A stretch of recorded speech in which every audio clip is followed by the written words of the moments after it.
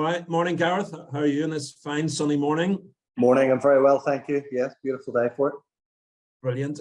Tell me a little about yourself and your business, please. Okay, well, I'm Gareth Scott, and I am Managing Director of David Scott Tile and Bathroom in Belfast. And I've been doing this for 24 years.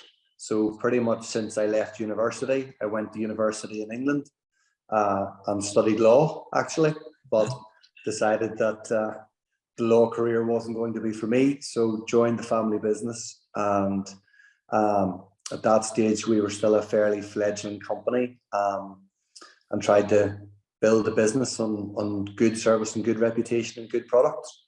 And we've built a very strong team ever since.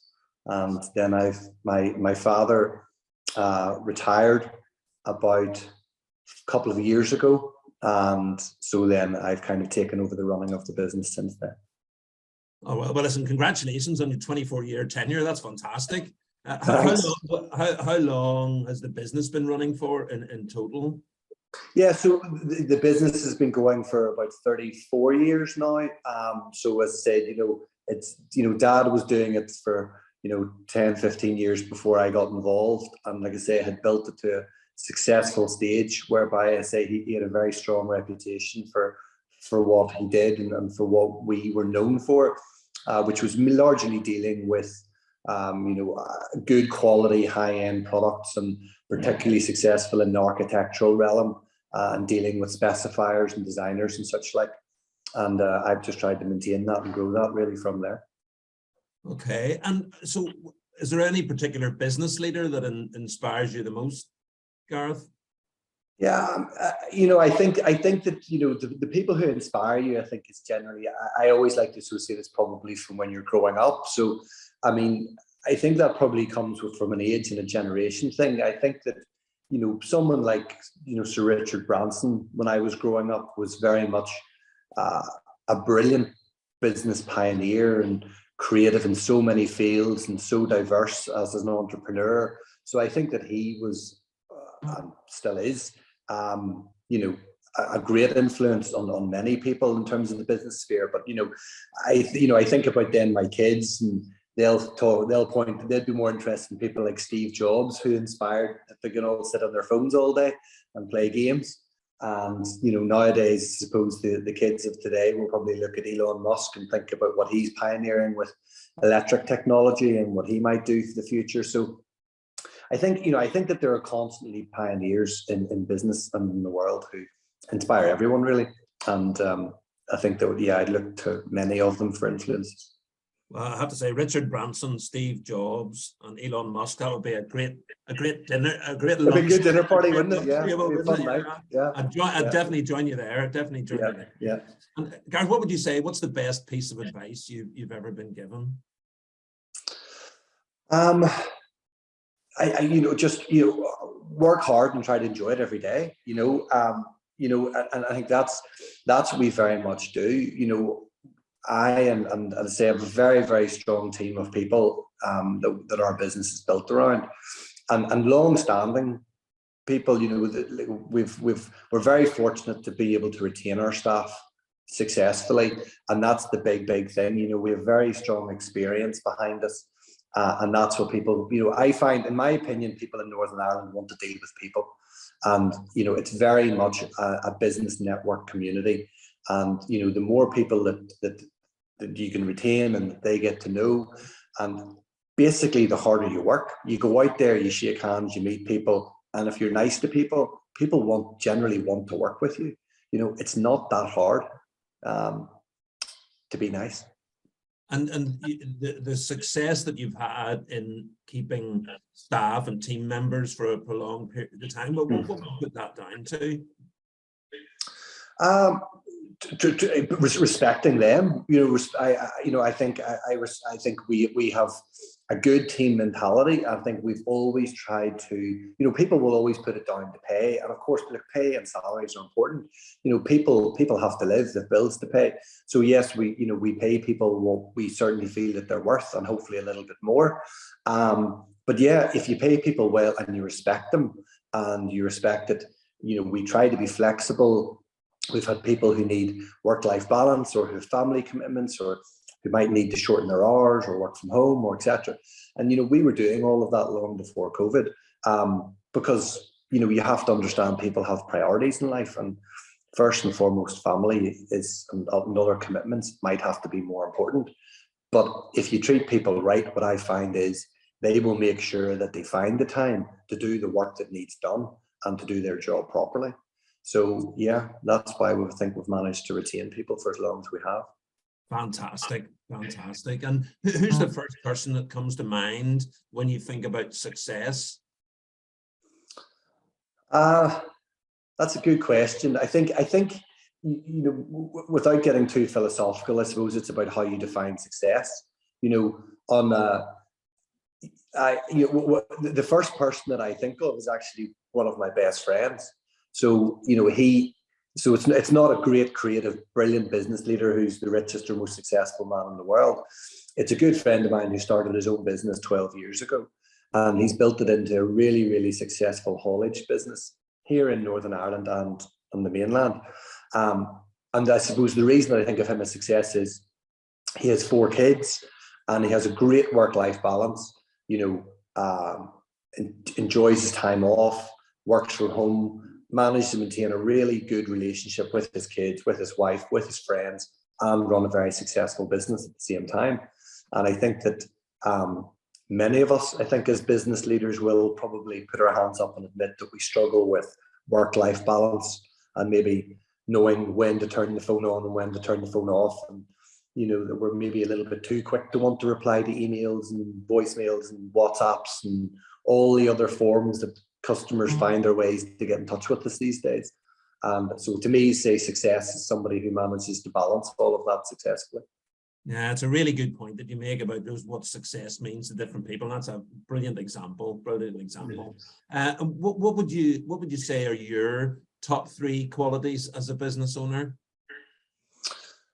3, cheapers. That's a lot to think of.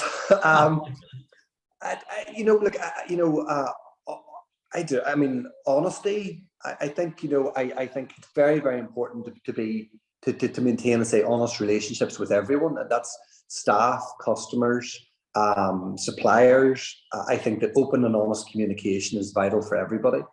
And I suppose then, hard work. I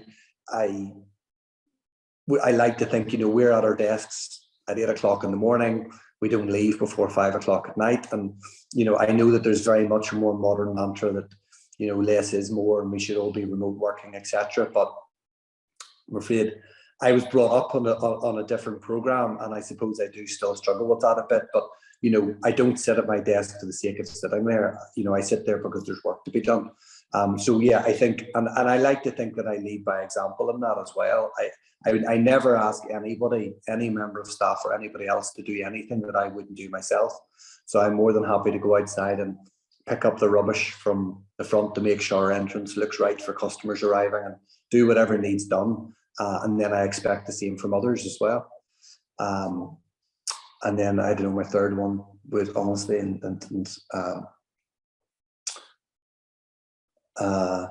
I don't know, humanity, kindness. I don't know whether that sounds a bit arrogant to say that in its own way, but I think that I do try to put people first, and not obsessed with trying to.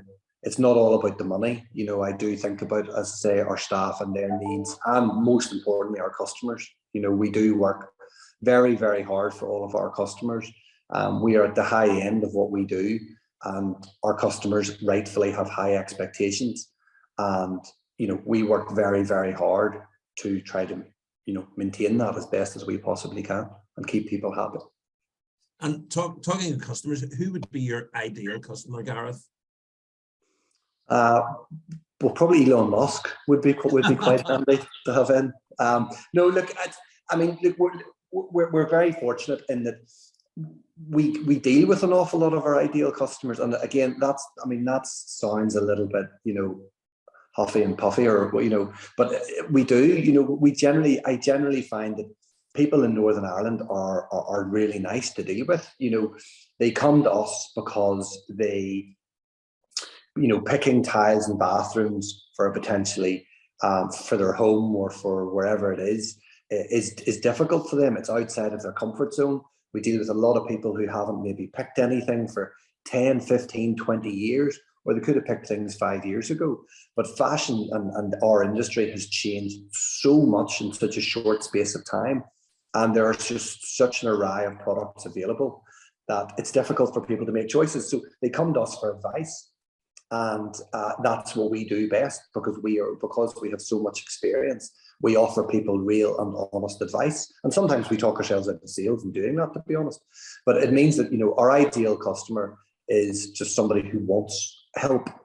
What we find funny is we see people who arrive at our showroom every day, and they're a little bit reluctant or tacit, or they don't really know what to do, and they just want to look around, and they feel a bit uncomfortable, as if you're on top of them too much, and you're just like, we're only here to help you. That's all we want to do. It's not that we're going to try to force you to buy anything or force anything on you or whatever. We're just here to help. And I think once people start to feel comfortable with that and speak to us, then it becomes a much easier process for everybody.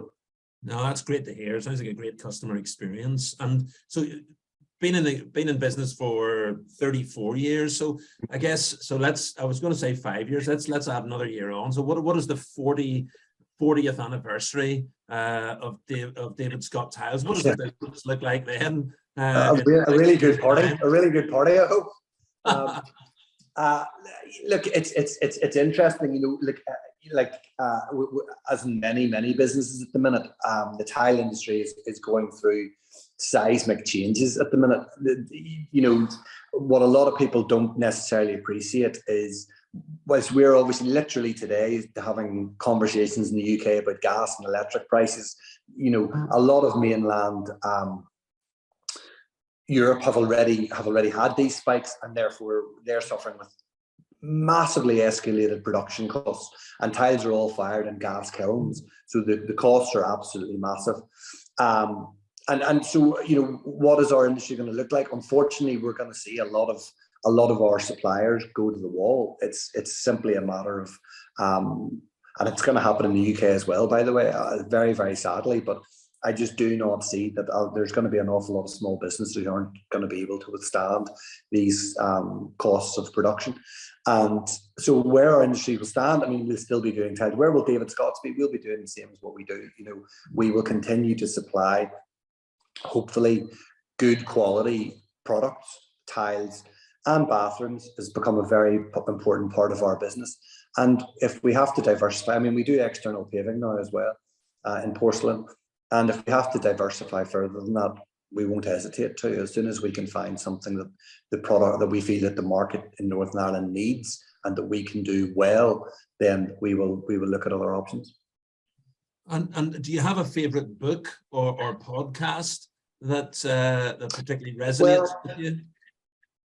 Well, yeah, I suppose I read a lot of, my favorite book of all time. I've read a lot of different kinds of books over the years, but I suppose the one that I would look back to is, again, you talk about inspirations from when I was a child, and it was a book called The Power of One, and it was about this young boy in South Africa and how he dealt with apartheid and many of the issues of going back in the early 80s. And it's probably just a book that has always stayed with me. It was brilliantly written, and it really inspired me as a young teenager.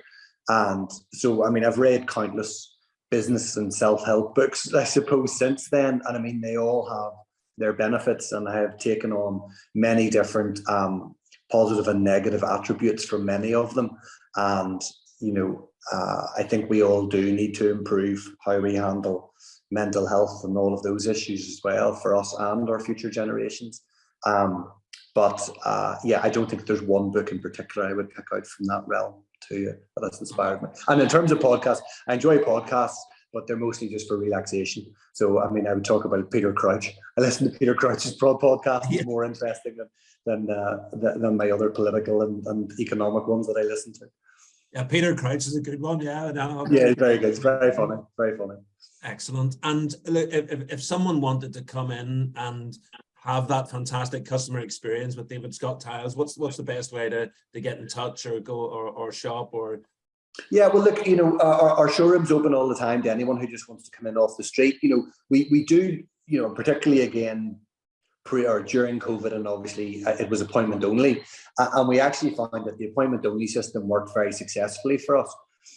So we did try to maintain that for a while, but I mean, we don't push it because we do understand some people do feel uncomfortable if they immediately have salespeople on top of them when they come in. So we like people to arrange an appointment just to say they want to come in, give us some idea of what they're looking for, as in whether it's a kitchen, a whole house, or etc. And if they have anything in mind, and then we'll set them up a meeting with a salesperson, and then hopefully they can narrow down their options and help them make selections. If they don't want to do that and they just want to call in, then that's absolutely fine too. That's brilliant. So look, Gareth Scott of David Scott Tiles, thank you very much for sharing your journey and telling us about your business. And I look forward to that big 40th party. That sounds Excellent. awesome. You're top of the invite list. Look forward to it.